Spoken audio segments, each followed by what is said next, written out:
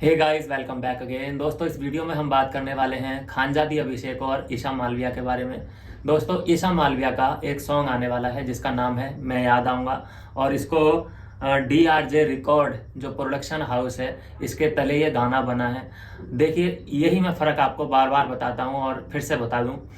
जो ईशा मालविया या और भी कंटेस्टेंट हैं जो अपने अपने गाने रिलीज कर रहे हैं, और एक है खानजादी, इनमें सब में फ़र्क क्या है? फ़र्क ये है दोस्तों, खानजादी का कोई भी प्रोजेक्ट आता है तो उनका वो अपना होता है, उनको खुद कैमरा एंगल देखना पड़ता है, उनकी टीम को वर्क करना पड़ता है। कोई प्रोडक्शन हाउस तले उनका गाना नहीं बनता, उनका खुद का प्रोडक्शन हाउस है। सस्ता वाला होगा लेकिन है सब चीज़ खुद का। तो इस चीज़ से ये अंदाज़ा लगा सकते हैं कि कितनी परेशानी और स्ट्रगल उन्होंने करा होगा। और जो भी ये गाने आते हैं, अब अभिषेक का या ईशा मालविया का ये सेकंड आ चुका है जिसका नाम है मैं याद आऊँगा, आने वाला है ये।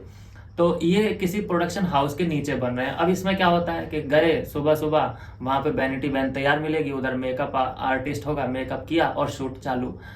जब हमें अपना गाना खुद बनाना पड़े तो उसमें तकलीफें थोड़ी ज़्यादा और मेहनत डबल हो जाती है, और आउटपुट का भी टेंशन लेना पड़ता है कि कितने व्यूज़ आएंगे नहीं आएंगे। लेकिन इसमें कोई इतना टेंशन नहीं है क्योंकि दूसरे के प्रोडक्शन हाउस तले बन रहा है, तो इसमें अपनी पॉपुलैरिटी तो काम आती ही आती है जो अपने फ़ैन हैं। लेकिन जो प्रोडक्शन के फ़ैन होते हैं, जैसे टी सीरीज़ के कितने 300 मिलियन है सब्सक्राइबर, तो ऐसे ही इन लोगों के भी अलग अलग प्रोडक्शन हाउस के अलग अलग फॉलोअर हैं, तो ये सब मिलजुल के गाना थोड़ा सा बड़ा बन जाता है।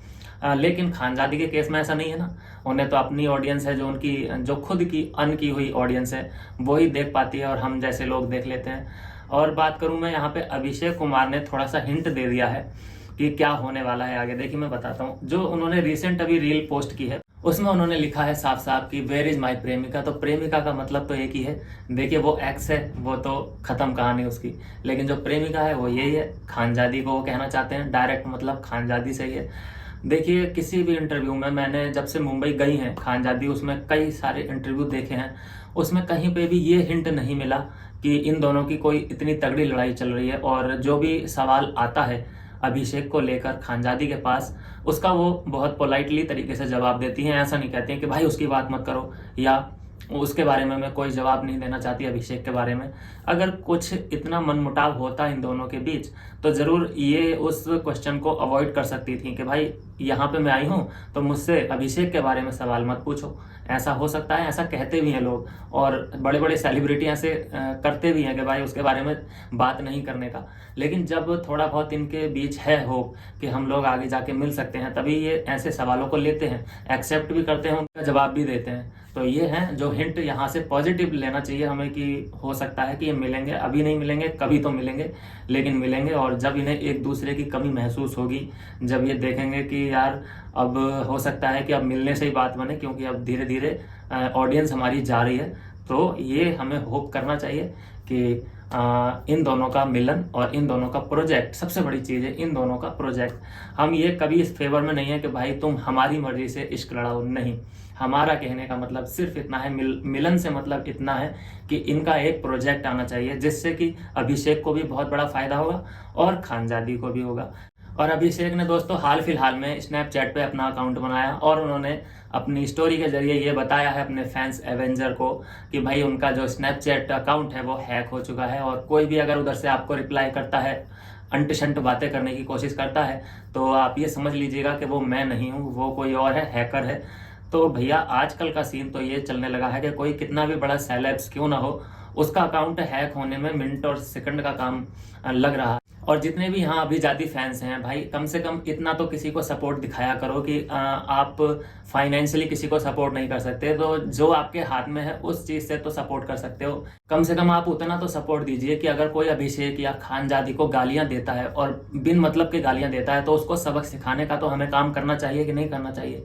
और वो कैसे होगा? उसके खिलाफ वीडियो बना के, या उसके खिलाफ रील अपलोड करके, या फिर उसके कमेंट बॉक्स में जाके हमें अंट संट कुछ ना कुछ करना पड़ेगा, तभी बात बनेगी ना। ऐसे हाथ पे हाथ रख के तो नहीं बात बनने वाली है।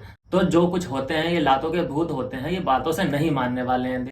तो देखिए, इस रंगीन दुनिया में ब्लैक एंड व्हाइट लोग भी होते हैं जो सिर्फ काले और गोरे का फर्क करना जानते हैं, तो उनको, और बेमतलब कोई उंगली करे तो उसकी उंगली टेढ़ी करने का भी काम हमें करना चाहिए। तो जब भी मैं आपसे बोलूं कि मुझे आपकी सपोर्ट की ज़रूरत है, तो आप उस वक्त पे ज़रूर इस चीज़ का ध्यान रखिए कि कि आपको रेडी रहना है इन चीज़ों के लिए।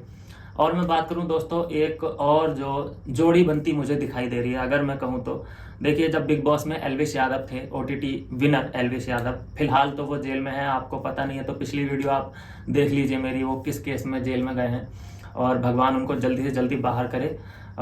जो भी साजिशें हैं उनके खिलाफ बहुत बेबुनियाद तरीके से उनको अंदर किया गया है, इतना समझ लीजिए आप मोटा मोटा। जब बिग बॉस ओटीटी में थे तब कृति मेहरा उनकी गर्लफ्रेंड हुआ करती थी, आपको याद होगा अगर आप उनके कुछ फैंस हैं, डाई हार्ट फैन, तो जब वो शुरुआती दौर में वीडियो बनाया करते थे तो कृति मेहरा उनके वीडियो में लड़की का रोल प्ले करती थी। तो उन्होंने ज़बरदस्त सपोर्ट किया था एल्विश यादव को, बेपनाह, मतलब बिना मांगे सपोर्ट, है ना। लेकिन मुझे लगा कि जब ये बाहर से इतना सपोर्ट कर रही हैं तो जब एल्विश यादव अंदर से बाहर आएंगे तो ज़रूर कृति मेहरा के लिए कुछ बातें बोलेंगे या उससे मिलेंगे या मिलने की कोशिश करेंगे या माफ़ कर देंगे, क्योंकि इनके बीच कुछ भी अच्छा नहीं चल रहा है फिलहाल, सब चीज़ें बिखर सी गई हैं। लेकिन फिर से ऐसे टाइम पे खड़ी होती हैं कृति मेहरा जब सबसे ज़्यादा एल्विश यादव को सपोर्ट की ज़रूरत होती है, और ऐसे ही टाइम पे पता चल जाता है कि कौन अपना है कौन पराया। फिलहाल वो जेल में जब गए तो उनकी स्टोरी में कुछ ऐसी बातें लिखी हैं जो सीधे सीधे कनेक्ट होती हैं एल्विश यादव को लेकर, जहाँ पर उन्होंने अपनी स्टोरी में लिखा है कि गीता में लिखा है कमज़ोर तेरा वक्त है तू नहीं। बहुत बड़े मायने हैं इस चीज़ के। तो यह है दोस्तों अभी तक की रिपोर्ट, और नए दोस्त हमारे साथ जुड़ जाइए, हमारे चैनल को सब्सक्राइब कर लीजिए। मिलूंगा मैं आपसे नेक्स्ट वीडियो में नई अपडेट के साथ, तब तक के लिए बाय बाय मेरे दोस्त।